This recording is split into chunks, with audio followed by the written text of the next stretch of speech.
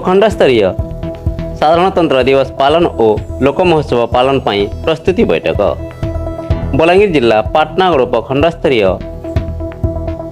साधारणतंत्र दिवस पालन उपलक्षे एक प्रस्तुति बैठक उपजिल्लापाल सुनील कुमार मेहर अध्यक्षतार हरिशंकर सम्मिलन कक्ष अनुष्ठित हो जाइछि।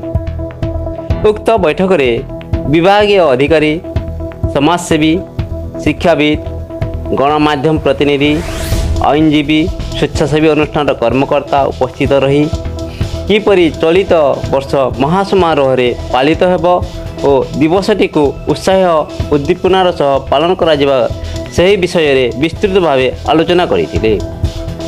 चलित साधारणतंत्र दिवस पालन में प्रशासन द्वारा सहर में रामधेनु परिवेशन करा परे सहर में विभिन्न स्थान में वीरपुत्र प्रतिमूर्ति में माल्यार्पण करने सह मुख्य अतिथि द्वारा जातीय पताका उत्तोलन करी शोभायात्रा प्यारेड रे अभिभाषण ग्रहण करेंगे। अभिभाषण प्रदान करेंगे समस्त सरकारी एवं बेसरकारी अनुष्ठान गुड़िक पालन हेब। सेहीपरि उपखंड स्तरीय लोक महोत्सव अनुष्ठित नहीं मध्य आलोचना करा जायतिला। एथिरे उपखंड सूचना और लोक संपर्क अधिकारिणी आशा प्रधान प्रारंभ में स्वागत देइथिबा बेले वीडियो श्री सुमन मीन धन्यवाद अर्पण करथिले। पाटनागढ़ संजीव कुमार भाई रिपोर्ट प्राइम टीवी।